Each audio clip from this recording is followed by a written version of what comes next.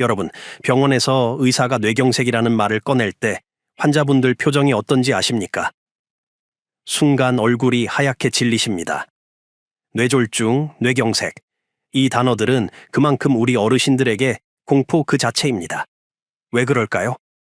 한순간에 쓰러져서 말도 못하고 움직이지도 못하는 모습을 주변에서 너무 많이 봐오셨기 때문입니다. 제가 오늘 여러분께 꼭 말씀드려야 할 숫자가 있습니다. 우리나라에서 1년에 뇌졸중으로 쓰러지는 분이 몇 명일까요? 11만 명이 넘습니다. 하루로 계산하면 300명입니다. 지금 이 순간에도 대한민국 어딘가에서 누군가 쓰러지고 계신다는 뜻입니다. 그런데 여러분, 뇌졸중에도 종류가 있다는 거 알고 계셨습니까? 크게 두 가지입니다. 혈관이 막히는 뇌경색, 그리고 혈관이 터지는 뇌출혈. 옛날 우리 부모님 세대만 해도 뇌출혈이 훨씬 많았습니다. 그때는 영양 상태도 안 좋았고 고혈압을 제대로 관리할 방법도 없었으니까요. 그런데 지금은 완전히 달라졌습니다. 요즘은 뇌경색이 압도적으로 많습니다. 왜 그럴까요? 우리 식탁이 바뀌었기 때문입니다. 기름진 음식, 서구화된 식습관이 우리 혈관을 망가뜨리고 있습니다. 그런데 여러분, 제가 오늘 가장 중요하게 말씀드리고 싶은 게 바로 이겁니다. 뇌경색은 예방할 수 있는 병입니다. 90%까지 예방이 가능합니다. 10명 중 9명은 막을 수 있다는 뜻입니다. 이게 얼마나 희망적인 이야기입니까? 오늘 제가 여러분께 알려드릴 내용은 크게 4가지입니다. 첫째, 우리 뇌에서 도대체 무슨 일이 일어나길래 이렇게 무서운 병이 생기는지 그 원리를 명확하게 설명해 드리겠습니다. 둘째, 많은 분들이 헷갈려 하시는 증상들, 이게 진짜 뇌경색 신호인지 아니면 다른 병인지 구별하는 법을 알려드리겠습니다. 셋째, 뇌경색을 90% 예방하는 구체적인 실천 방법을 3가지로 정리해 드리겠습니다. 마지막으로 이미 전조 증상이 나타났을 때 어떻게 대처해야 하는지 골든타임을 지키는 법까지 말씀드리겠습니다. 오늘 이 영상 하나면 뇌경색에 대한 두려움을 지식으로 바꾸실 수 있습니다. 그리고 그 지식이 여러분과 여러분 가족의 생명을 지킬 겁니다. 오늘 내용이 여러분께 도움이 될 것 같다면 구독 버튼 한번 눌러주시고 댓글에 숫자 1만 남겨주세요. 이렇게 해주시면 더 많은 분들이 이 정보를 보실 수 있습니다. 자, 그럼 본격적으로 시작해 보겠습니다. 자, 이제 우리 뇌에서 대체 무슨 일이 벌어지는지 제대로 알아보겠습니다. 여러분, 우리 뇌 무게가 몸 전체에서 차지하는 비율이 얼마나 될까요? 겨우 2%입니다. 그런데 이 작은 뇌가 우리 몸 전체 에너지의 20%를 써버립니다. 50배나 많은 에너지를 쓰는 겁니다. 공장으로 치면 24시간 불가동하는 에너지 집약형 공장이죠. 이렇게 에너지를 많이 쓴다는 건 산소와 영양분이 끊임없이 공급돼야 한다는 뜻입니다. 그런데 뇌세포는 다른 세포들하고 완전히 다릅니다. 심장이나 근육세포는 산소가 좀 부족해도 버틸 수 있습니다. 비상에너지를 쓸 수 있거든요. 그런데 뇌세포는 그게 안 됩니다. 산소 공급이 딱 4분에서 6분만 끊겨도 뇌세포가 죽기 시작합니다. 그것도 되돌릴 수 없는 죽음입니다. 한번 죽은 뇌세포는 다시 살아나지 않습니다. 여러분, 4분이 얼마나 짧은 시간입니까? 화장실 갔다 오는 시간입니다. 라면 끓이는 시간도 안 됩니다. 그 짧은 시간에 뇌세포가 비가역적으로 손상된다는 겁니다. 이게 뇌경색이 무서운 이유입니다. 그럼 혈관은 어떻게 막히는 걸까요? 크게 2가지 방식입니다. 첫 번째는 동맥경화입니다. 이걸 쉽게 설명해 드리겠습니다. 여러분, 집 수도관 생각해 보세요. 수도관을 오래 쓰면 안에 녹이 슬고 찌꺼기가 쌓입니다. 혈관도 똑같습니다. 혈관벽에 기름 찌꺼기, 그러니까 콜레스테롤이 쌓입니다. 처음엔 얇게 쌓이다가 점점 두꺼워집니다. 4차선 도로가 3차선이 되고 2차선이 되고 결국엔 1차선도 안 남습니다. 완전히 막히는 겁니다. 이 과정이 하루 이틀에 일어나는 게 아닙니다. 10년, 20년에 걸쳐서 서서히 진행됩니다. 그러다가 어느 순간 딱 임계점을 넘으면 혈관이 완전히 막혀버립니다. 그 순간 뇌세포로 가는 산소와 영양분 공급이 뚝 끊기는 겁니다. 두 번째는 혈전입니다. 이건 더 무섭습니다. 피떡이라고 생각하시면 됩니다. 이 피떡이 어디서 생기느냐? 주로 심장에서 생깁니다. 특히 심방세동이라는 부정맥이 있는 분들이 위험합니다. 심장이 불규칙하게 떨면서 심방 안에 피가 고이고 그 피가 굳어서 피떡이 됩니다. 이 피떡이 어느 날 갑자기 떨어져 나가서 혈관을 타고 올라갑니다. 그리고 뇌혈관 어딘가에 걸려서 막아버립니다. 동맥경화로 막히는 것하고 혈전으로 막히는 것, 뭐가 더 무섭냐고요? 혈전이 훨씬 더 무섭습니다. 동맥경화는 서서히 진행되니까 주변 혈관들이 우회로를 만들 시간이 있습니다. 그런데 혈전은 갑자기 날아와서 막아버리니까 뇌가 대비할 시간이 없습니다. 그래서 손상 범위가 훨씬 넓고 후유증도 심각합니다. 실제로 제가 진료실에서 만난 환자분 중에 이런 분이 계셨습니다. 70대 남성분이셨는데 평소에 건강하셨습니다. 혈압도 정상, 당뇨도 없으셨어요. 그런데 어느 날 아침에 갑자기 쓰러지셨습니다. 나중에 알고 보니 심방세동이 있었는데 본인은 모르고 계셨던 겁니다. 증상이 없으셨거든요. 심장에서 생긴 피떡이 뇌로 날아가서 뇌혈관을 막아버렸습니다. 그분은 지금도 오른쪽 팔다리를 못 쓰십니다. 이게 뇌경색의 가장 무서운 점입니다. 증상도 모르고 지내다가 어느 날 갑자기 인생이 바뀌어버리는 겁니다.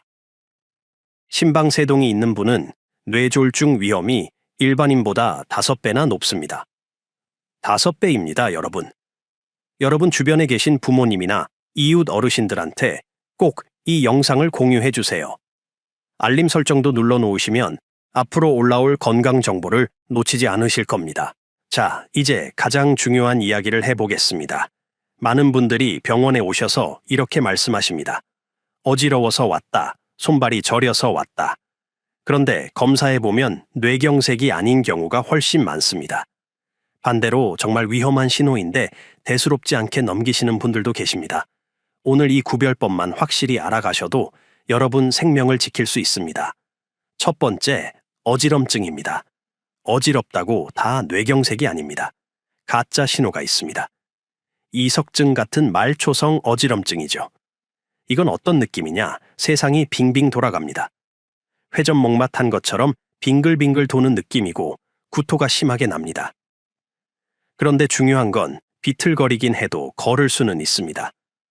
벽을 잡고라도 화장실까지 갈 수 있어요. 그런데 진짜 뇌경색으로 오는 어지럼증은 완전히 다릅니다.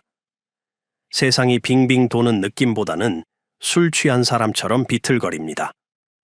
똑바로 걸으려고 해도 자꾸 한쪽으로 쏠립니다. 중심을 못 잡는 겁니다. 그리고 여기에 다른 증상이 같이 옵니다.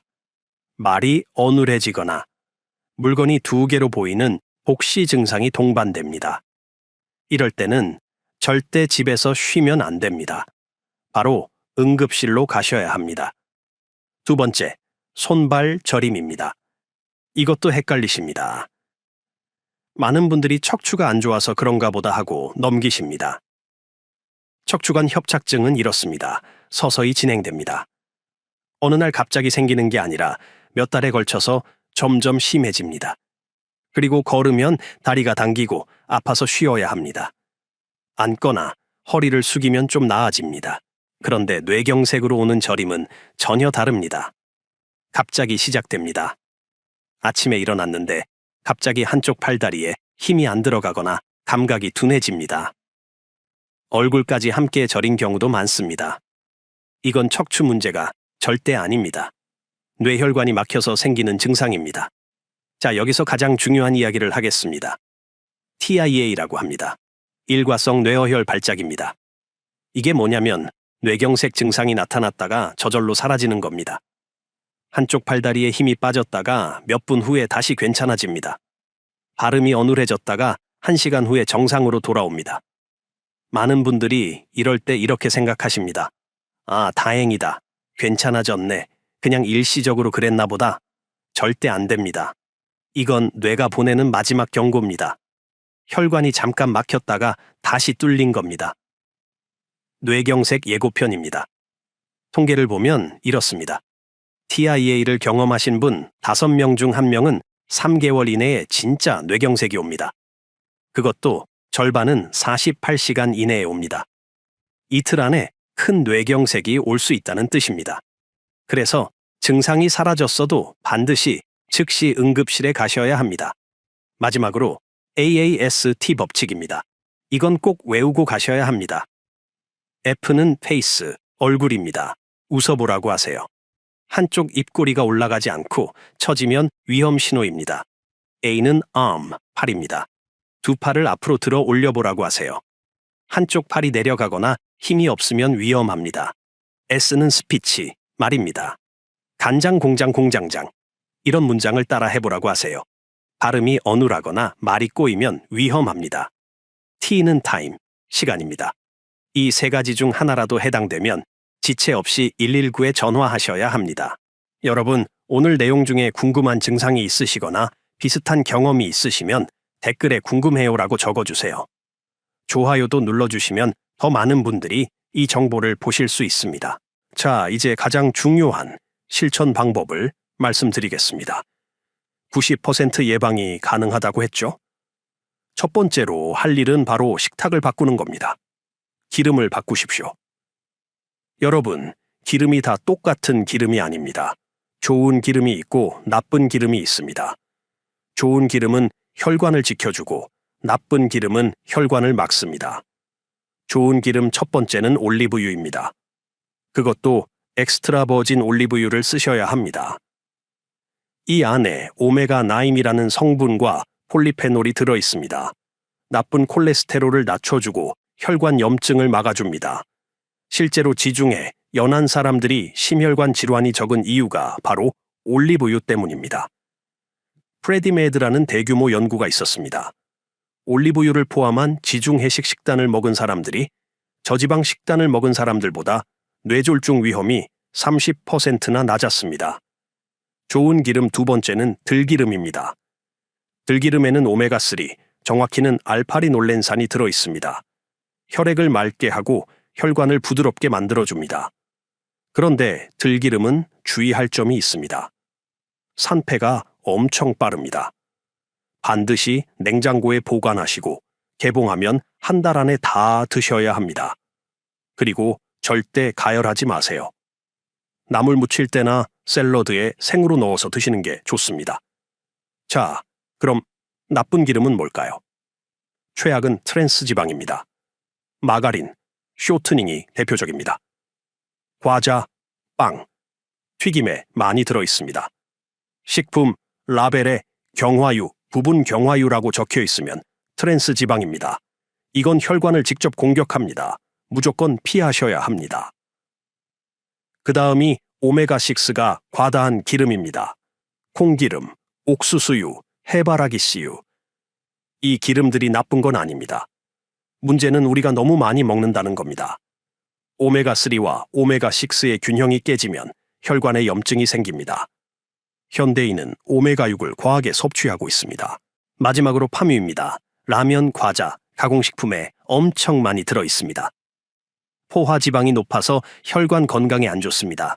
여기서 하나 짚고 넘어가겠습니다. 인터넷에 이런 말이 돌아다닙니다. 식용유만 바꿔도 80% 예방된다. 이건 명백한 과장입니다. 기름 바꾸는 것은 분명 중요합니다. 하지만 그것만으로 80%를 막을 수는 없습니다.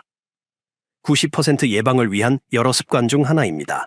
이제 기름 말고 피해야 할 음식들을 말씀드리겠습니다. 첫째, 가공육입니다. 햄, 소시지, 베이컨 같은 것들이죠. 이런 음식에는 나트륨이 엄청 많고 아질산염 같은 첨가물도 들어 있습니다. 혈압을 올리고 혈관을 손상시킵니다. 둘째, 인스턴트 식품입니다. 라면, 즉석밥, 냉동식품. 편하긴 하지만 나트륨 폭탄입니다. 한 봉지만 먹어도 하루 나트륨 권장량을 훌쩍 넘깁니다. 나트륨이 많으면 혈압이 올라가고 혈압이 올라가면 혈관이 상합니다. 셋째, 과도한 염분입니다. 우리 어르신들 짜게 드시는 거 좋아하시죠? 김치도 짜게 담그시고 찌개도 간 세게 하십니다. 그런데 이게 혈관을 망가뜨립니다. 하루 나트륨 섭취량은 2000mg 이하로 제한하셔야 합니다. 그럼 뭘 먹어야 하냐고요? 간단합니다. 아침에는 통곡물 빵에 올리브유를 살짝 발라 드시고 계란 1개, 토마토 1개 드십시오. 점심에는 현미밥에 등푸른 생선구이, 나물 반찬 드시면 됩니다. 저녁은 가볍게 두부 샐러드에 들기름 뿌려서 드시면 좋습니다. 간식은 견과류 한 줌이면 충분합니다. 복잡하게 생각하지 마십시오. 가공된 음식 줄이고 자연 그대로의 음식 드시면 됩니다. 통곡물, 채소, 생선, 좋은 기름. 이 4가지만 기억하세요. 오늘 바로 실천하실 분 계십니까? 댓글에 실천이라고 2글자만 남겨주세요. 여러분의 다짐이 다른 분들께도 큰 동기가 됩니다. 자, 식탁을 바꾸셨으면 이제 2번째 실천법입니다.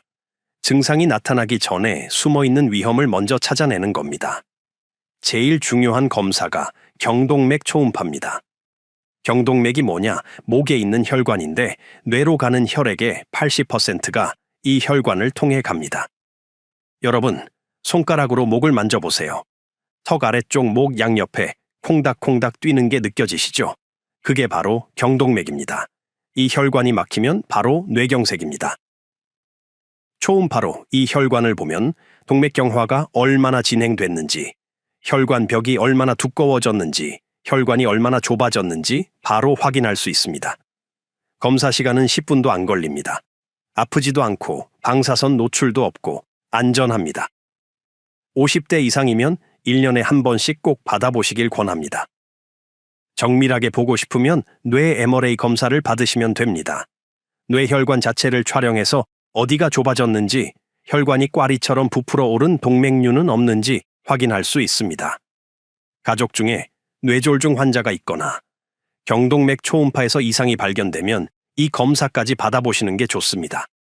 그리고 홀터 검사입니다. 24시간 심전도를 붙이고 다니면서 심장 리듬을 기록하는 검사입니다. 아까 파트 2에서 심방세동 이야기했죠? 심장이 불규칙하게 떨면서 피떡을 만드는 무서운 부정맥.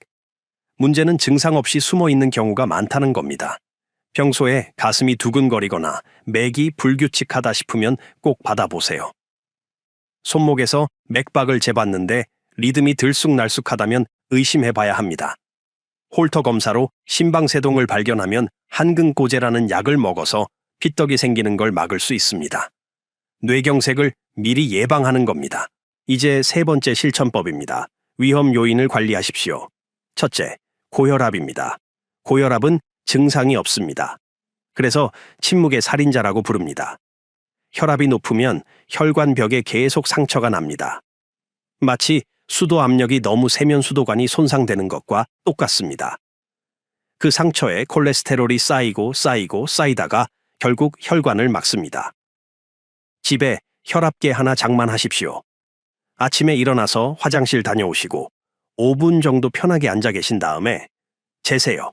수축기 혈압이 140 넘거나 이왕이 혈압이 90 넘으면 병원 가셔야 합니다. 그리고 의사가 약 먹으라고 하면 꼭 드셔야 합니다. 혈압약은 평생 먹는 게 원칙입니다. 중간에 끊으면 안 됩니다. 둘째, 혈당입니다. 당뇨가 있으면 피가 끈적끈적해집니다. 마치 설탕물처럼 점도가 높아지는 겁니다. 이러면 피떡이 잘 생기는 환경이 됩니다. 혈당 관리 안 하면 뇌경색 위험이 2배에서 3배로 올라갑니다.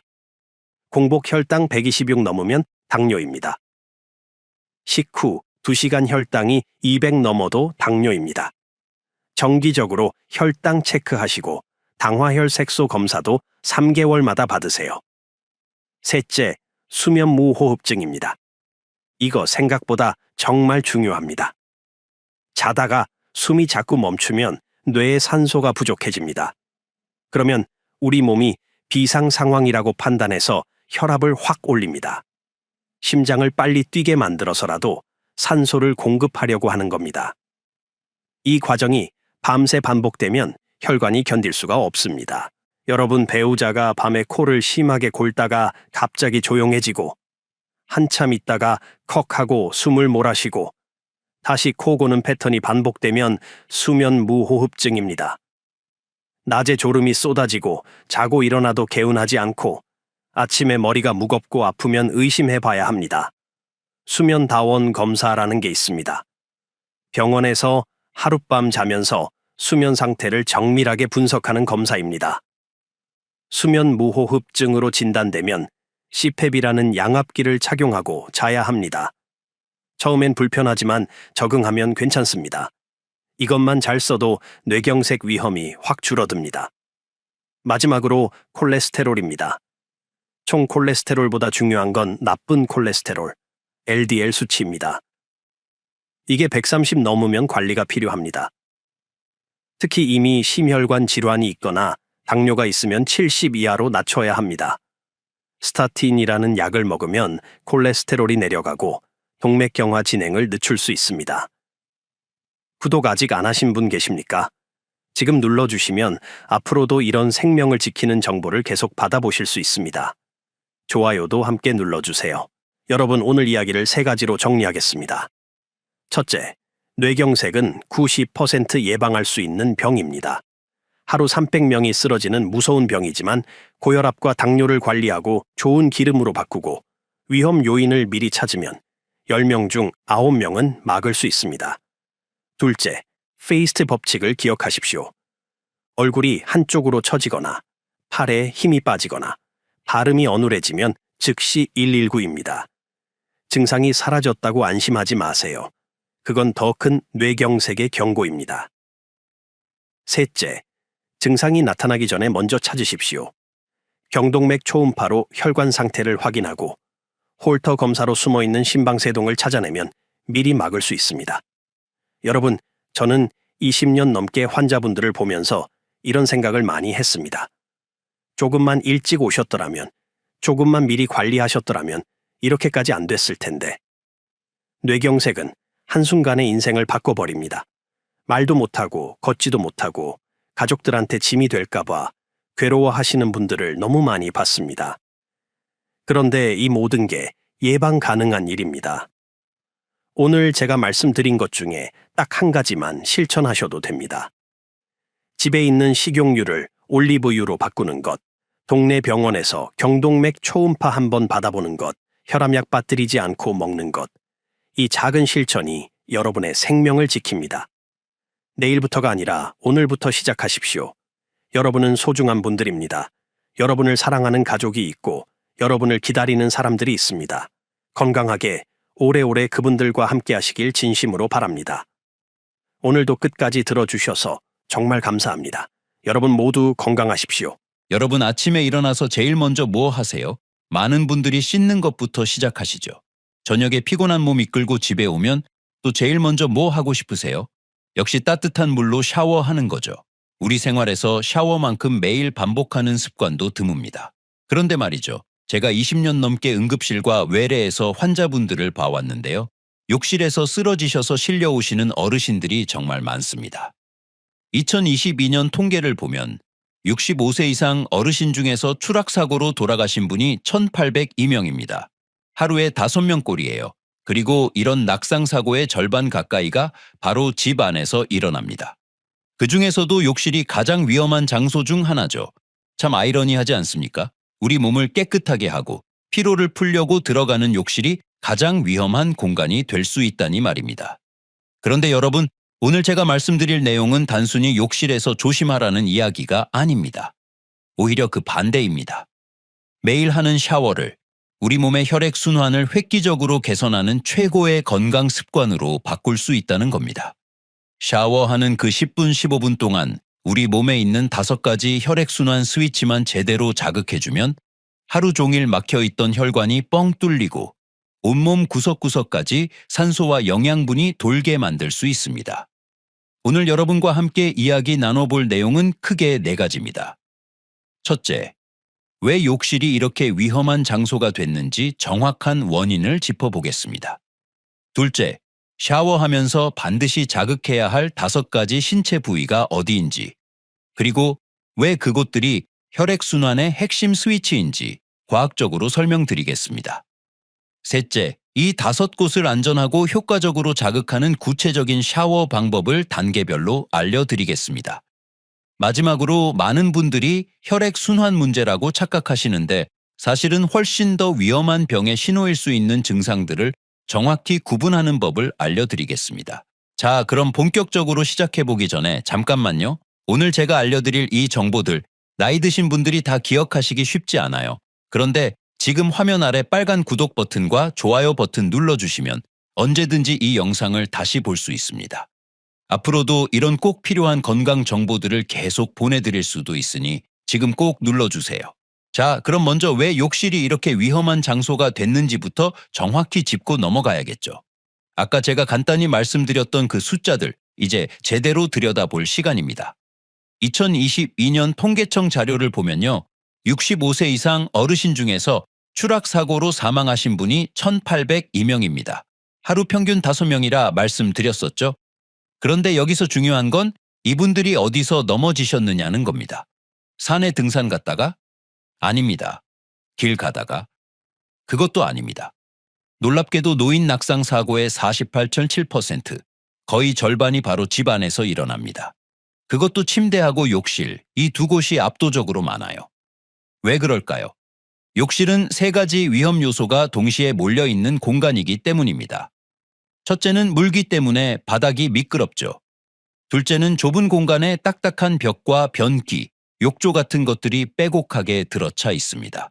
넘어지면 어디든 부딪히게 돼 있어요. 셋째, 이게 제일 무서운 건데요. 바로 급격한 온도 변화입니다. 제가 응급실에 있을 때 겪었던 실제 사례 하나 말씀드릴게요. 70대 중반 남성 환자분이었습니다. 저녁 식사 마치시고 소주 한두 잔 드셨대요. 그리고 바로 욕실로 들어가셨습니다. 날씨가 추우니까 물을 뜨겁게 틀어놓고 샤워를 시작하셨죠. 그런데 갑자기 어지러우시더래요. 그 순간 균형을 잃고 쓰러지면서 머리를 욕조 모서리에 부딪히셨습니다. 다행히 부인께서 소리를 듣고 바로 119에 신고하셔서 큰 문제는 없으셨는데요. 만약 혼자 사셨다면 어땠을까요? 생각만 해도 끔찍하죠. 이런 현상을 의학 용어로 히트쇼크라고 부릅니다. 우리 몸은 온도 변화에 민감하게 반응합니다. 추운 거실에서 따뜻한 욕실로 들어가면 혈관이 확장되면서 혈압이 떨어집니다. 그런데 여기서 뜨거운 물을 끼얹으면 또 혈관이 급격하게 수축하면서 혈압이 치솟습니다. 이렇게 혈압이 롤러코스터 타듯이 오르락내리락하면 어떻게 될까요? 뇌로 가는 혈액이 순간적으로 부족해지거나 반대로 뇌혈관에 압력이 과도하게 걸려서 터질 수 있습니다. 바로 뇌졸중입니다. 심장에도 엄청난 부담이 가해져서 심장마비가 올 수도 있고요. 특히 조심하셔야 할 분들이 있습니다. 고혈압 있으신 분, 당뇨 있으신 분, 심장질환 있으신 분들은 더욱 위험합니다. 그리고 제가 꼭 말씀드리고 싶은 게 3가지 절대 금물 상황입니다. 첫째, 식사 직후에는 절대 목욕하지 마세요. 왜냐하면 식사 후에는 소화를 위해서 혈액이 위장으로 몰립니다. 이때 뜨거운 물에 들어가면 피부 쪽으로도 혈액이 쏠리면서 뇌와 심장으로 가는 혈액이 부족해집니다. 둘째, 술 드신 후에는 더더욱 위험합니다. 알코올 자체가 혈관을 확장시키는데 여기에 뜨거운 물까지 더해지면 혈압이 폭락할 수 있어요. 셋째, 물 온도가 40도를 넘어가면 안 됩니다. 적정 온도는 37도에서 39도 사이입니다. 따뜻하다고 느껴지는 정도면 충분해요. 뜨겁다고 느껴지면 이미 위험 수준입니다. 저는 이런 환자분들을 정말 많이 봤습니다. 욕실에서 쓰러지셔서 골절상을 입으시거나 머리를 다치시거나 심한 경우 뇌졸중이나 심근경색으로 이어지시는 분들을요. 그때마다 정말 안타까웠습니다. 조금만 주의하셨으면, 조금만 올바른 방법을 아셨으면 충분히 예방할 수 있는 일이었는데 말이죠. 그래서 저는 오늘 여러분께 말씀드리고 싶습니다. 욕실은 위험한 공간이 맞습니다. 하지만 제대로 된 방법만 알고 계시면 오히려 가장 훌륭한 건강관리 공간으로 바꿀 수 있습니다. 혹시 이렇게 욕실에서 위험한 경험 해보신 적 있으신 분 계신가요? 아니면 주변에 그런 분 계신가요? 만약 경험이 있으시면 댓글에 경험, 다행히 없으시면 댓글에 조심 이렇게 적어주세요. 어르신들께서 남겨주시는 이 간단한 댓글 하나하나가 다른 분들께 경각심을 주고 더 조심하게 만드는 큰 힘이 됩니다. 자, 이제 본격적으로 들어가 보겠습니다. 샤워하면서 꼭 자극해야 할 5가지 신체 부위가 있습니다. 이 부위들은 그냥 아무 곳이나 찍은 게 아니에요. 해부학적으로 생리학적으로 우리 몸의 혈액순환과 자율신경계를 조절하는 핵심 스위치들입니다. 하나씩 정확하게 설명드리겠습니다. 첫 번째는 손바닥입니다. 여러분 긴장하면 손에 땀이 나죠? 왜 그럴까요? 손바닥에는 수많은 말초 신경 말단이 촘촘하게 분포되어 있습니다. 그리고 이 신경들은 우리 몸의 자율신경계와 직접 연결돼 있어요. 자율신경계라는 게 뭐냐면 우리가 의식적으로 조절할 수 없는 심장 박동, 혈압, 소화, 혈관 수축 이런 것들을 자동으로 조절하는 시스템입니다. 손바닥을 자극하면 이 자율신경계가 깨어나면서 전신의 혈관 톤이 조절되고 혈액순환이 개선됩니다. 한의학에서 말하는 합곡혈 같은 경혈도 손에 있죠. 그래서 박수를 치거나 손을 비비면 온몸이 따뜻해지는 겁니다. 두 번째는 명치입니다. 명치 부근에는 복강신경총이라는 아주 중요한 신경다발이 있습니다. 의학 용어로는 태양신경총이라고도 부르는데요. 왜 태양이라는 이름이 붙었을까요? 여기가 마치 태양처럼 사방으로 신경을 뻗어내는 중심 지점이기 때문입니다. 이곳은 뇌와 장을 연결하는 뇌장축의 핵심 부입니다. 여러분, 스트레스 받으면 소화가 안 되죠? 시험 보기 전에 배 아프죠? 그게 바로 뇌의 신호가 이 복강신경총을 통해서 장으로 전달되기 때문입니다. 반대로 이 부위를 의식적으로 이완시키면 부교감신경이 활성화됩니다. 부교감신경은 우리 몸을 편안하게 만들고 스트레스 호르몬인 코르티솔 수치를 낮춰줍니다. 복식호흡이 왜 좋다고 하는지 아시죠? 바로 이 명치 부근의 횡격막을 움직여서 자율신경을 안정시키기 때문입니다. 세 번째는 오금입니다. 무릎 뒤쪽 오목한 곳 말이죠. 여기는 왜 중요할까요? 종아리를 제2의 심장이라고 부르는 거 들어보셨죠? 종아리 근육이 수축하고 이완하면서 정맥혈을 위로 펌프질해서 올려 보냅니다. 그런데 오금은 바로 이 종아리 근육이 시작되는 상부 지점입니다. 동시에 주요 혈관과 신경, 그리고 림프절이 지나가는 관문이에요. 특히 스라림프절이라고 해서 하체의 림프액을 걸러내는 중요한 림프절이 여기 있습니다. 실제로 림프 부종 환자를 치료할 때 이 오금 부위를 자극해서 림프액을 위로 밀어올리는 수기림프 배출법을 씁니다.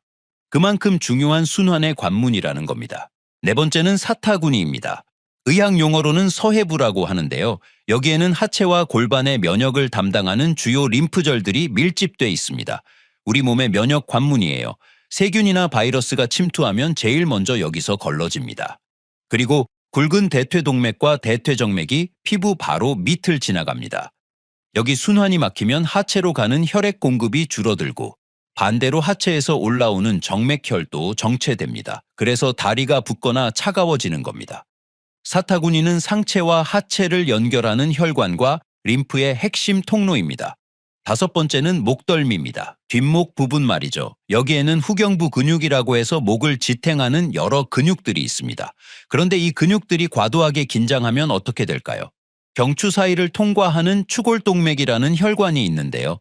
이 혈관은 뇌로 올라가는 주요 혈관 중 하나입니다. 목 근육이 뭉치면 이 혈관을 압박해서 뇌로 가는 혈류를 방해할 수 있어요. 그래서 목이 뻣뻣하고 뭉쳤을 때 어지럽고 머리가 무거운 겁니다. 의학 용어로 경추성 현기증이라고 합니다. 자, 정리해 볼까요? 손바닥은 자율신경계의 스위치입니다. 명치는 뇌와 장을 연결하는 중개소입니다. 오금은 하체 순환의 펌프 시작점입니다. 사타구니는 상하체를 연결하는 혈관과 림프의 관문입니다. 목덜미는 뇌로 가는 혈류의 통로입니다. 이 다섯 곳만 제대로 자극해주면 온몸의 혈액순환이 한꺼번에 개선됩니다. 그럼 이제 구체적으로 어떻게 자극할 것인지, 안전하게 샤워하는 방법은 무엇인지 알려드리겠습니다. 혹시 오늘 알려드린 5가지 부위 중에서 더 자세히 알고 싶은 곳이나 다른 궁금한 신체 부위가 있으신가요? 댓글로 알려주시면 다음 영상에서 더 깊이 다뤄보겠습니다. 그리고 이 영상이 도움이 되셨다면 주변의 혈액순환 때문에 고생하시는 분들께 이 영상 링크를 공유해 주세요. 여러분의 작은 관심이 더 많은 분들의 건강을 지킬 수 있습니다. 자, 이제 가장 중요한 부분입니다. 실제로 어떻게 하느냐 이거죠. 제가 지금부터 알려드리는 방법 그대로만 따라 하시면 됩니다. 어렵지 않습니다. 먼저 샤워 들어가기 전에 준비할 게 있습니다. 물 온도를 정확하게 맞춰야 해요. 37도에서 39도 사이입니다. 손등에 물을 대봤을 때 따뜻하다고 느껴지면 딱 좋습니다. 뜨겁다고 느껴지면 안 돼요. 그리고 타이밍도 중요합니다. 식사하셨으면 최소 1시간은 기다리세요.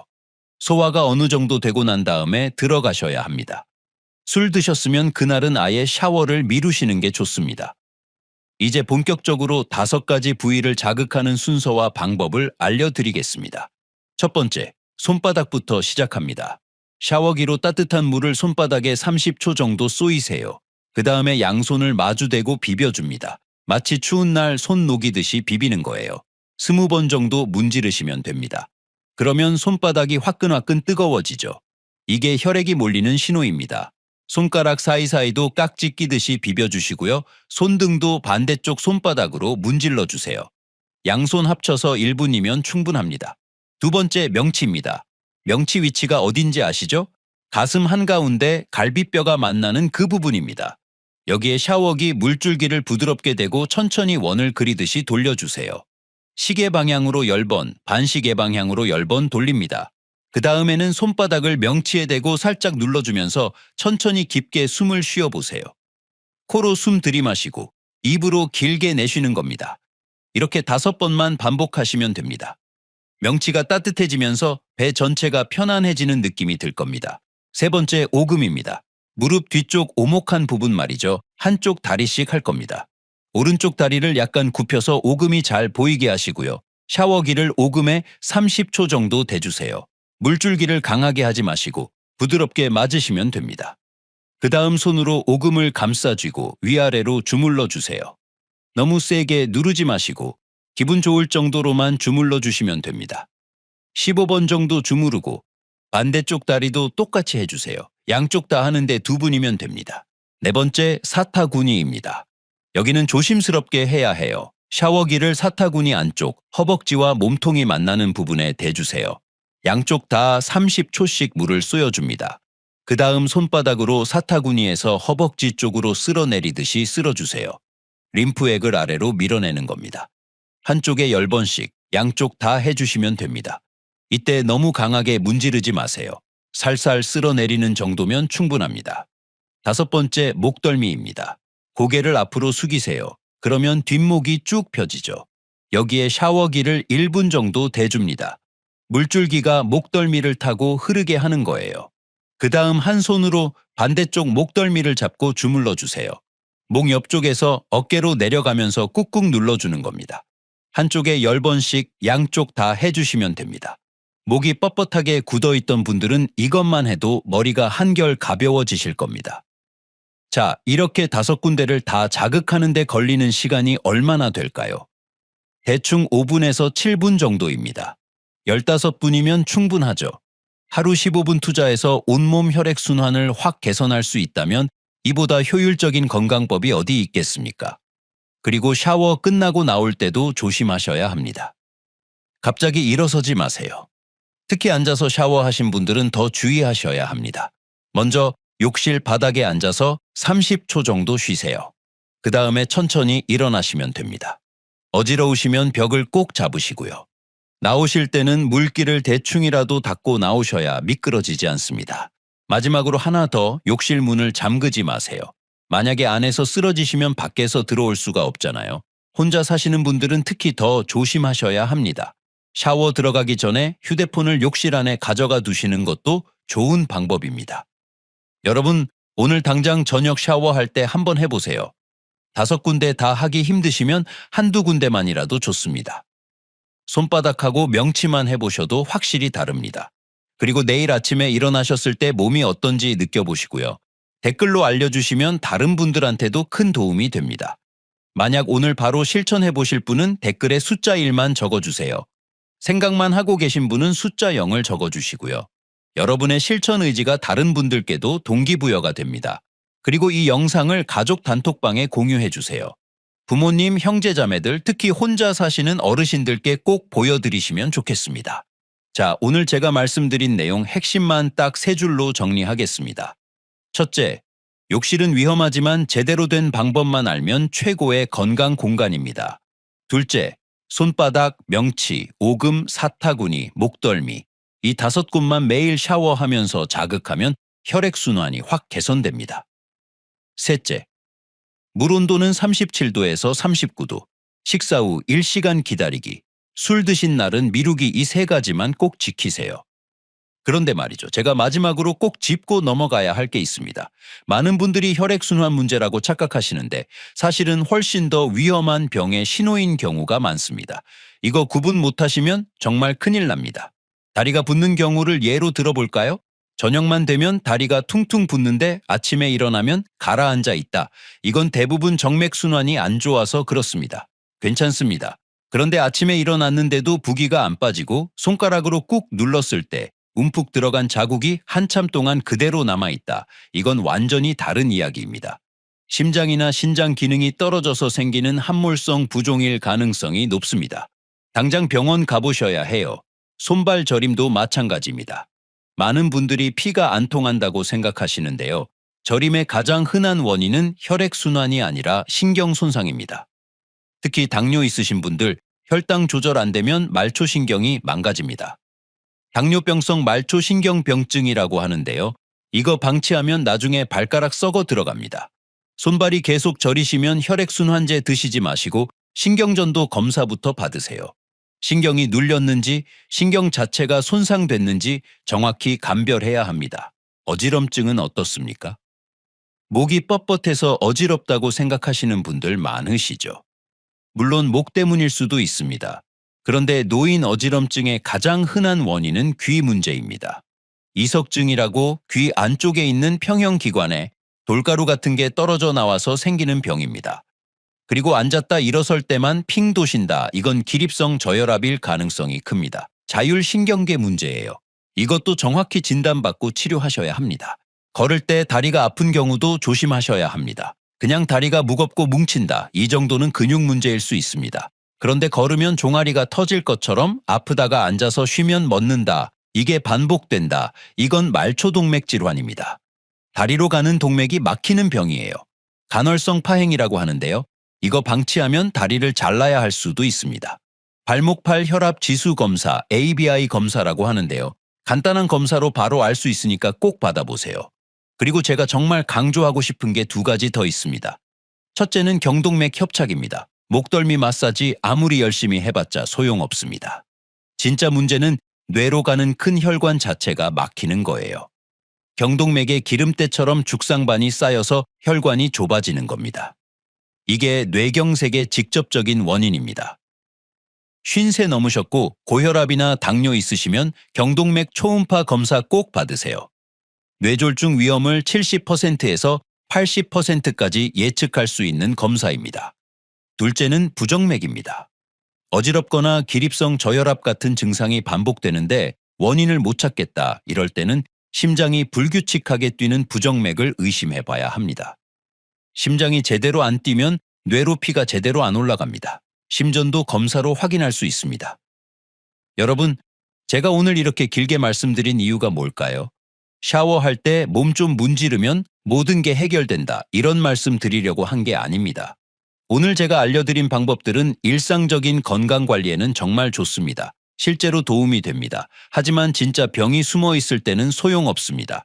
그래서 증상을 정확히 구분하는 게 중요한 겁니다. 손발 저리고 다리 붓고 어지럽고 이런 증상들 가볍게 보지 마세요. 혈액순환 문제려니 하고 넘어가지 마시고 정확한 진단부터 받으세요. 그게 먼저입니다. 진단받고 큰 병 아니다 확인되면 그때 오늘 제가 알려드린 샤워 방법 실천하시면 됩니다. 저는 20년 넘게 환자분들 보면서 느낀 게 있습니다. 건강은 작은 습관에서 시작되지만 병은 무시무시한 증상에서 시작된다는 겁니다. 이 영상 끝까지 보신 분들 정말 대단하십니다. 끝까지 보셨다는 건 건강에 진심이시라는 거잖아요. 그렇다면 알림 설정 꼭 눌러두세요. 종 모양 버튼 누르시면 제가 새로운 건강 정보 올릴 때마다 바로 알림이 갑니다. 그리고 댓글 하나만 남겨주세요. 오늘 영상 중에서 가장 도움이 된 부위가 어디였나요? 손바닥이면 손, 명치면 배, 오금이면 다리 이렇게 한 단어만 남겨주시면 됩니다. 여러분의 댓글이 다른 분들께 큰 힘이 됩니다. 여러분, 혹시 아침에 일어나서 드시는 영양제가 몇 개나 되세요? 비타민C 한 알, 칼슘 한 알, 오메가3 한 알, 은행잎 추출물 한 알, 그리고 종합 비타민까지. 손바닥 가득 놓고 한꺼번에 꿀꺽 드시는 분들 많으시죠? 저도 진료실에서 어르신들 만나면 정말 자주 듣는 이야기입니다. 건강 챙기시려고 열심히 챙겨 드시는 거 너무나 잘 압니다.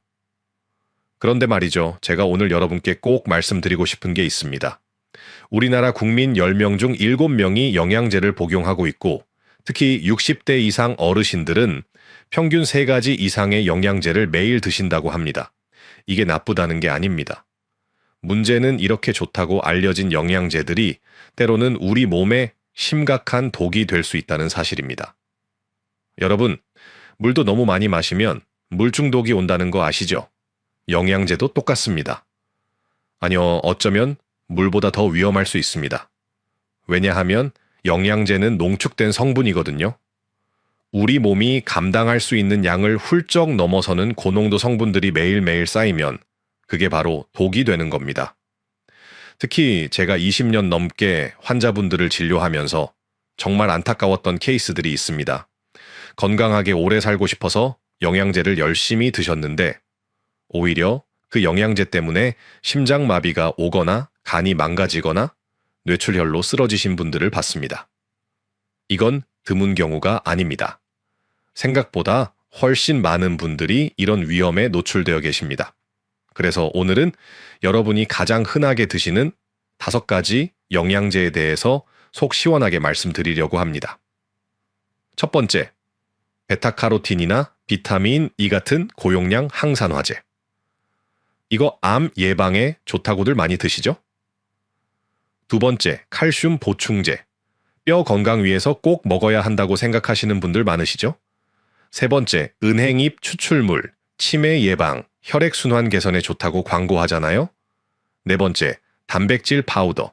요즘 근육 만들려고 드시는 어르신들 정말 많습니다. 다섯 번째, 종합 비타민. 이건 뭐 거의 국민 영양제죠? 이 5가지가 어떻게 여러분의 건강을 위협하는지, 그리고 왜 위험한지, 그럼에도 불구하고 어떻게 하면 안전하게 건강을 지킬 수 있는지 오늘 제대로 알려드리겠습니다. 이건 단순한 불편함이나 가벼운 부작용 이야기가 아닙니다. 심장마비, 뇌출혈, 암 발생률 증가, 간 손상, 신부전. 이런 치명적인 결과들이 여러분이 매일 드시는 영양제 때문에 생길 수 있다는 겁니다. 그러니까 오늘 제 이야기 끝까지 집중해서 들어주셨으면 좋겠습니다. 여러분의 건강, 아니 생명이 달린 문제니까요. 자, 그럼 지금부터 하나하나 파헤쳐 보겠습니다. 자, 그럼 이제 가장 중요한 부분입니다. 실제로 여러분이 당장 오늘부터 실천하실 수 있는 구체적인 방법들을 알려드리겠습니다. 첫 번째, 영양제 드시기 전에 반드시 받아야 할 검사가 있습니다. 단백질 파우더를 드시려는 분들, 특히 60대 이상 어르신들은 미세알부민뇨 검사를 꼭 받으세요. 검사 이름이 좀 어렵죠? 영어로는 UAC, RUACR이라고 합니다. 이게 뭐냐면 소변으로 단백질이 새어나오는지 확인하는 검사입니다. 혈액 검사로 신장 기능을 봤을 때는 정상이라고 나와도 이 소변 검사를 하면 아주 초기 신장 손상을 잡아낼 수 있습니다. 만약 여기서 단백뇨가 보이면 고용량 단백질은 절대 드시면 안 됩니다. 신장에 치명타가 됩니다. 칼슘 보충제 드시는 분들은 관상동맥 석회화 지수 검사, 즉 CAC 스코어를 받으세요. CT. 촬영으로 내 심장 혈관에 칼슘이 얼마나 쌓여 있는지 정확하게 볼 수 있습니다. 점수로 나옵니다. 0점이면 깨끗한 거고 100점 넘어가면 위험 신호, 400점 넘으면 심장마비 고위 험군입니다. 만약 여러분이 칼슘제를 몇 년째 드시고 계시다면 이 검사로 내 혈관 상태를 확인해 보세요. 점수가 높게 나온다면 그 칼슘이 뼈가 아니라 혈관으로 가고 있다는 명백한 증거입니다. 즉시 중단하셔야 합니다. 두 번째, 약과 영양제의 위험한 조합을 피하셔야 합니다. 고혈압약 드시는 분들 많으시죠? 그 중에서 티아지드계 이뇨제라는 약이 있습니다. 히드로클로로티아지드, 인다파마이드 같은 이름이 붙어 있는 약들입니다. 이 약은 소변으로 나트륨을 배출시키는데 동시에 칼슘은 배출을 막습니다. 그래서 이 약 드시면서 칼슘 보충제까지 드시면 칼슘이 몸에 과하게 쌓입니다. 고칼슘 혈증이 생기고 심부전이나 부정맥 같은 치명적인 문제가 올 수 있습니다. 약 봉지 꺼내서 확인해 보세요. 만약 이 계열 약을 드시고 계시다면 칼슘제는 끊으시고 의사와 상의하세요. 자, 그럼 이제부터 본격적으로 들어가 보겠습니다. 제가 앞서 말씀드린 5가지 영양제가 얼마나 위험한지 실제 연구 결과와 통계를 바탕으로 하나하나 보여드리겠습니다. 먼저 첫 번째, 고용량 항산화제 이야기부터 시작하겠습니다. 베타카로틴이나 비타민 E, 이거 암 예방에 좋다고 해서 드시는 분들 많으시죠? 특히 담배 피우시는 분들이나 과거에 피우셨던 분들, 폐 건강 걱정돼서 베타카로틴 드시는 경우 많습니다. 그런데 1994년에 핀란드에서 정말 충격적인 연구 결과가 나왔습니다. 이름하여 ATBC 연구라고 하는데요. 흡연자 남성들을 대상으로 베타카로틴 보충제를 먹인 그룹과 안 먹인 그룹을 비교했습니다. 결과가 어땠을까요? 놀랍게도 베타카로틴을 먹은 그룹에서 폐암 발생률이 18%나 더 높게 나왔습니다. 예방하려고 먹었는데 오히려 암이 더 생긴 거죠. 비타민 E는 어떨까요? 2005년에 발표된 호프 연구를 보시면 심혈관 질환 고위험군 환자들에게 고용량 비타민 E를 먹였더니 심장을 보호하는 효과는 전혀 없었고 오히려 심부전 발생 위험이 유의미하게 증가했습니다. 심장 건강 지키려고 드셨는데 심부전이 올 수 있다니 이게 말이 됩니까? 두 번째, 칼슘 보충제입니다. 뼈 건강 위해서 칼슘은 필수다. 이렇게 알고 계시죠? 맞습니다. 칼슘은 중요합니다. 그런데 문제는 보충제로 먹는 고용량 칼슘입니다. 2008년 뉴질랜드에서 나온 메타 분석 연구를 보면 칼슘 보충제를 비타민 D 없이 단독으로 복용한 사람들에게서 심근경색, 그러니까 심장마비 위험이 27%에서 31%까지 증가했다는 결과가 나왔습니다. 뼈를 튼튼하게 하려다가 심장이 멈출 수 있다는 겁니다. 실제로 제가 진료실에서 만난 70대 할머니 한 분은 골다공증 예방한답시고 칼슘제를 하루 3번 꼬박꼬박 드셨는데 어느 날 갑자기 가슴을 움켜쥐고 쓰러지셨습니다. 응급실에서 관상동맥 조영수를 찍어보니 혈관이 석회화로 꽉 막혀 있더라고요. 세 번째, 은행잎 추출물입니다. 기억력 좋아진다, 치매 예방된다, 혈액순환 좋아진다, 이런 광고 많이 보셨죠? 그런데 2008년에 발표된 잼 연구를 보시면 3,000명이 넘는 노인들을 6년 동안 추적 관찰했는데 은행잎 추출물이 치매나 인지 저하를 예방하는데 전혀 효과가 없었습니다. 효과가 없는 것도 문제지만 더 큰 문제는 출혈 위험입니다. 은행잎은 피를 묽게 만드는 성질이 있거든요. 그래서 아스피린이나 와파린 같은 혈전 예방약을 드시는 분들이 은행잎까지 같이 드시면 뇌출혈이나 위장관 출혈 같은 치명적인 출혈이 생길 수 있습니다.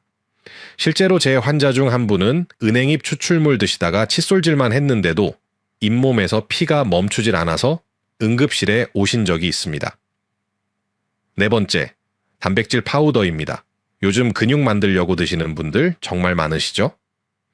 그런데 미국의 비영리 소비자 단체인 컨슈머 리포트에서 시판되는 단백질 파우더 제품들을 검사했더니 특히 식물성 단백질 제품에서 납, 카드뮴, 비소 같은 중금속이 안전 기준치를 넘어서 검출됐습니다. 이런 중금속은 우리 몸에 쌓이면 신장을 망가뜨리고 뇌 기능을 떨어뜨리고 심하면 암까지 유발할 수 있습니다. 게다가 이미 고혈압이나 당뇨가 있으신 분들이 고용량 단백질을 계속 드시면 신장에 과부하가 걸려서 급성 심부전이 올 수 있습니다. 저희 병원 신장내과에 투석받으러 오시는 환자분들 중에 단백질 파우더 과다 복용이 원인인 경우가 생각보다 많습니다. 다섯 번째, 종합 비타민입니다. 이건 뭐 가장 안전하다고 생각하시죠? 다 조금씩 들어있으니까 괜찮을 거라고요? 아닙니다. 종합 비타민의 가장 큰 문제는 지용성 비타민, 특히 비타민 A의 축적입니다. 비타민 A는 물에 녹지 않고 지방에 녹기 때문에 소변으로 배출되지 않고 간에 쌓입니다. 계속 쌓이면 비타민 A 과다증이 생기면서 간 수치가 올라가고 심하면 간 손상까지 옵니다. 또 하나, 철분 문제입니다. 유전성 혈색소증이라는 체질을 가진 분들이 계십니다. 이분들은 철분을 과다하게 흡수하는 체질인데 자기도 모르고 철분이 든 종합 비타민을 매일 드시면 과잉 철분이 간, 심장, 췌장에 쌓여서 간경변, 심부전, 당뇨병을 유발합니다. 제 환자 중 한 분은 30년 동안 건강을 위해 종합 비타민을 드셨는데 알고 보니 유전성 혈색 소증이셨고 결국 간경변으로 이식 수술까지 받으셨습니다.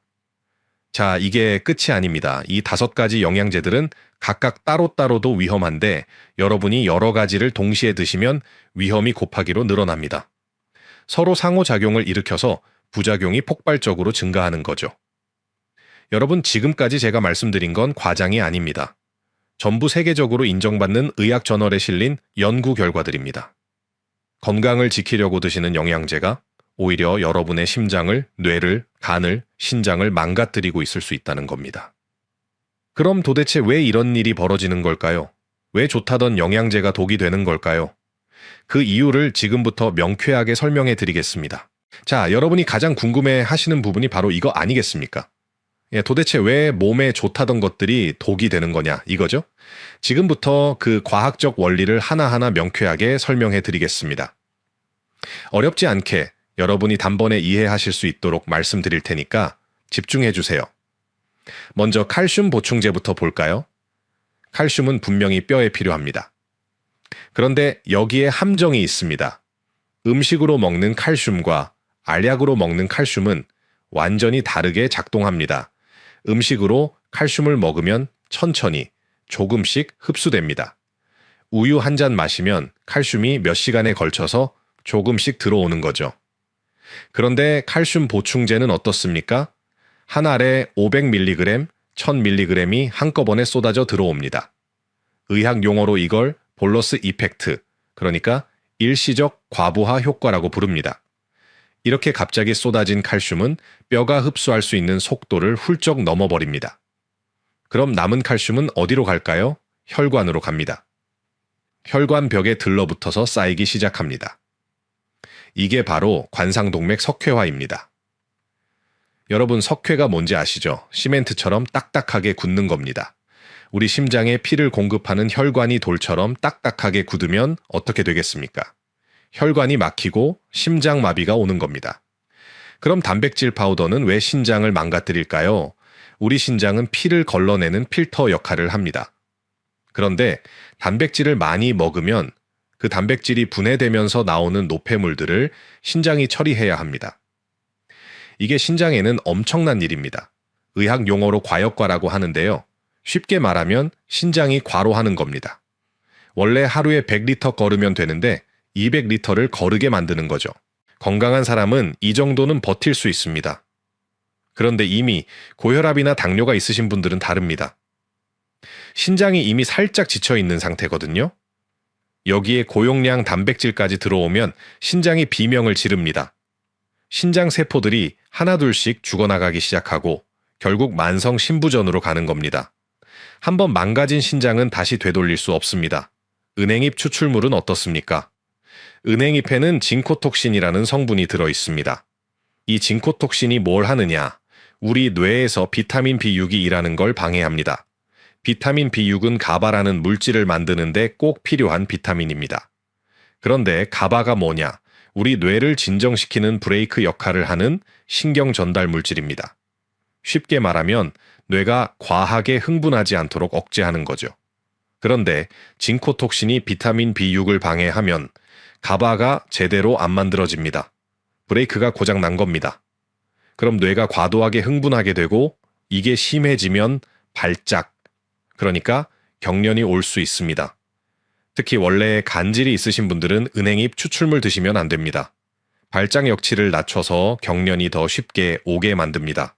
그리고 은행잎이 피를 묽게 만드는 이유도 설명해 드릴게요. 은행잎 성분이 혈소판이 뭉치는 걸 방해합니다. 혈소판은 우리 몸에서 상처가 났을 때 지혈하는 역할을 하는데 이게 제대로 작동 안 하면 출혈이 멈추질 않는 겁니다. 이제 종합 비타민 얘기를 해볼까요? 비타민은 크게 두 종류로 나뉩니다. 물에 녹는 수용성 비타민과 기름에 녹는 지용성 비타민. 수용성 비타민은 과하게 먹어도 소변으로 빠져나갑니다. 비타민C 같은 게 그렇죠. 그런데 지용성 비타민, 특히 비타민 A는 다릅니다. 이건 소변으로 안 빠집니다. 간에 쌓입니다. 여러분 저금통 생각해 보세요. 동전을 하나씩 넣으면 계속 쌓이잖아요. 비타민 A가 그렇습니다. 매일매일 종합 비타민 드시면 비타민 A가 간에 계속 쌓입니다. 처음에는 괜찮습니다. 그런데 몇 년, 몇십 년 쌓이면 간이 감당을 못합니다.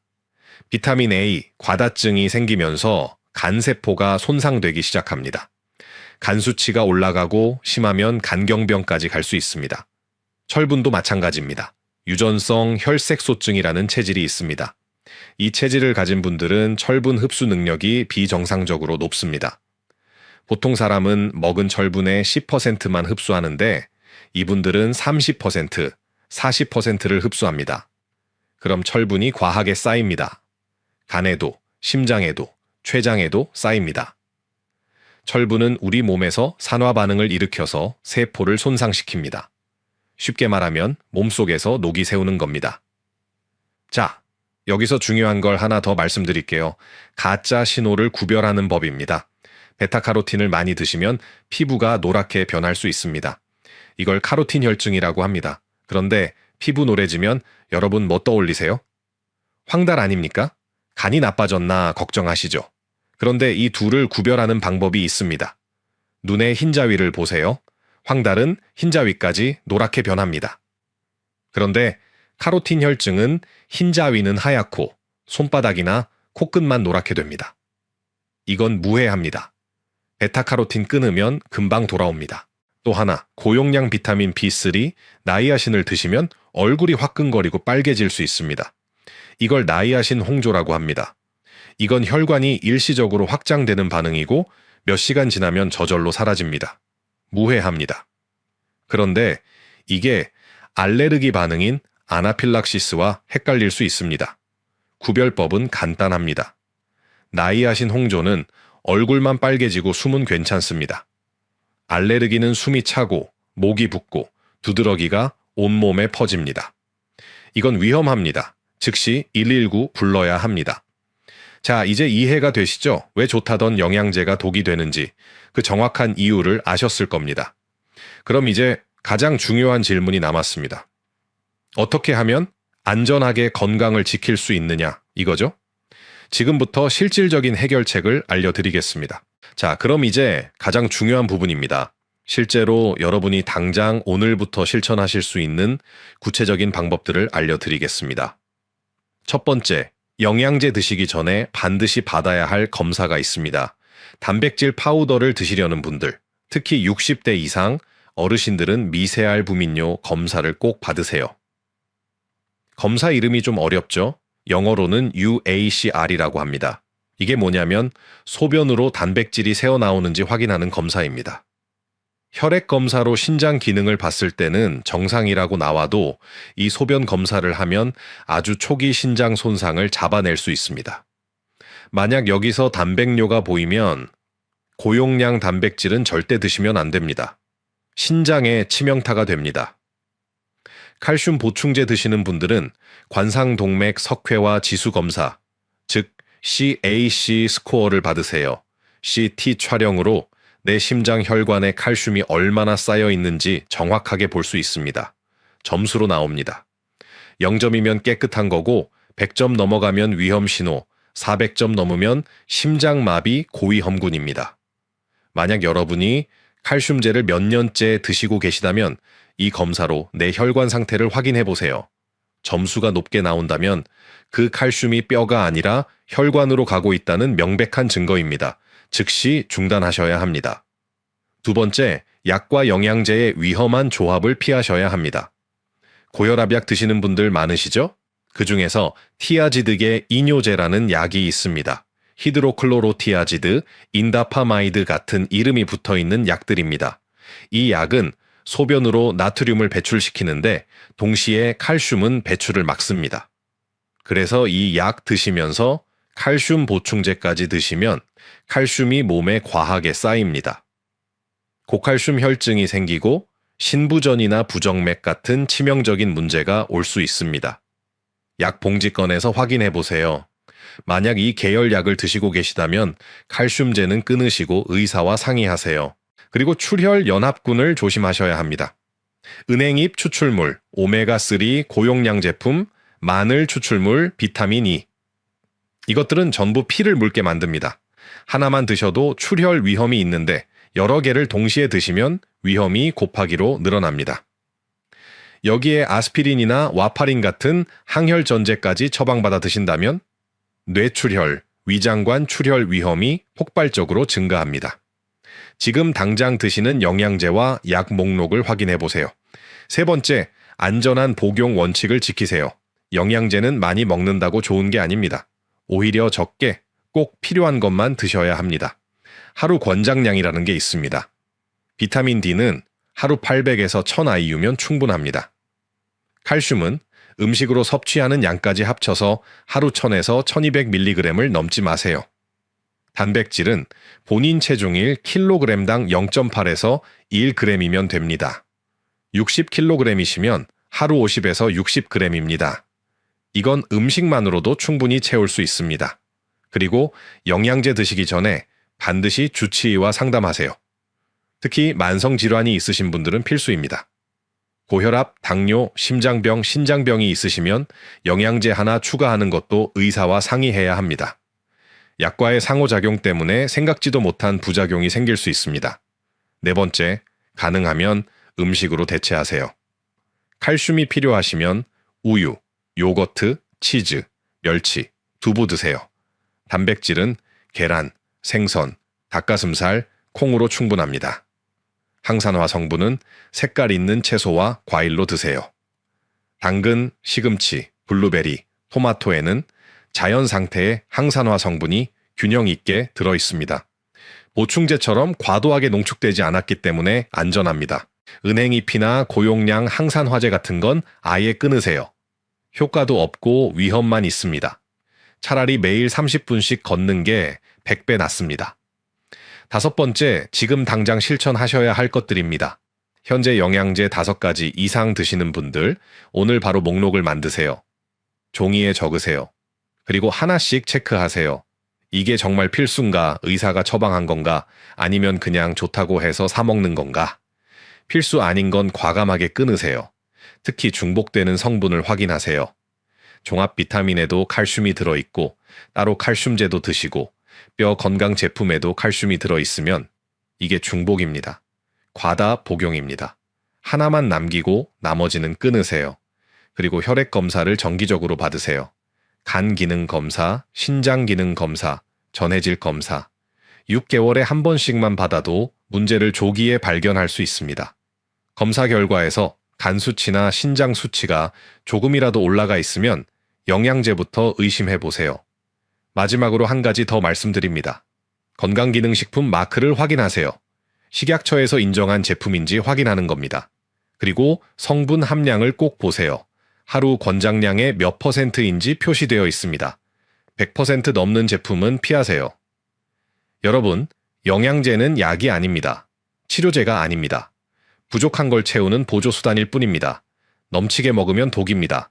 적게, 필요한 것만 안전하게. 이게 핵심입니다.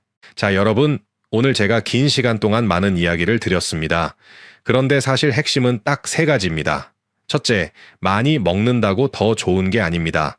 영양제는 부족한 걸 채우는 겁니다. 넘치면 독입니다. 고용량 항산화제, 칼슘 보충제, 은행잎 추출물, 단백질 파우더, 종합 비타민. 이것들이 과하게 들어오면 우리 몸은 감당하지 못합니다. 심장마비, 뇌출혈, 신부전, 간 손상. 이런 치명적인 결과가 기다리고 있습니다. 둘째, 검사 없는 영양제는 도박입니다. 내 몸 상태를 모르고 영양제를 드시는 건 눈 가리고 운전하는 것과 같습니다.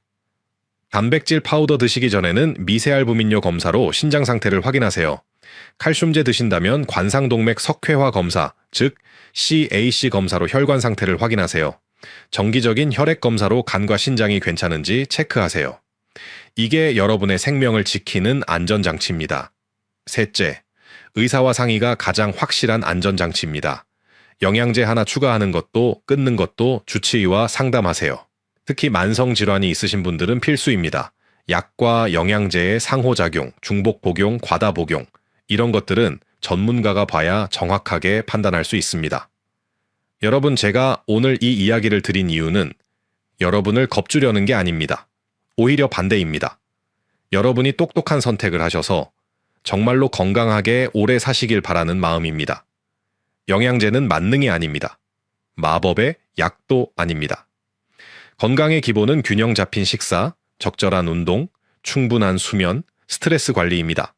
이게 먼저입니다. 영양제는 정말 필요할 때 꼭 필요한 만큼만 안전하게 보충하는 겁니다. 지금 드시는 영양제들 오늘 당장 점검해 보세요. 목록 만들고 중복 확인하고 과다 복용 확인하고 필요 없는 건 과감하게 끊으세요. 그리고 주치의와 상담 약속 잡으세요. 이게 여러분이 오늘 할 수 있는 가장 중요한 일입니다. 여러분의 건강은 여러분 손에 달려 있습니다. 남이 좋다고 하는 걸 무조건 따라하는 게 아니라 내 몸에 맞는 걸 선택하는 겁니다. 과학적 근거를 따지고 전문가와 상의하고 현명하게 판단하는 겁니다. 20년 넘게 환자분들을 진료하면서 제가 확신하게 된 게 있습니다. 건강은 작은 습관들의 합입니다. 매일 조금씩 올바른 선택을 하는 것, 그게 쌓여서 건강한 노후를 만듭니다. 여러분, 오늘 제 이야기가 여러분의 선택에 작은 도움이라도 되었으면 좋겠습니다. 건강하세요. 그리고 오래오래 행복하세요. 감사합니다.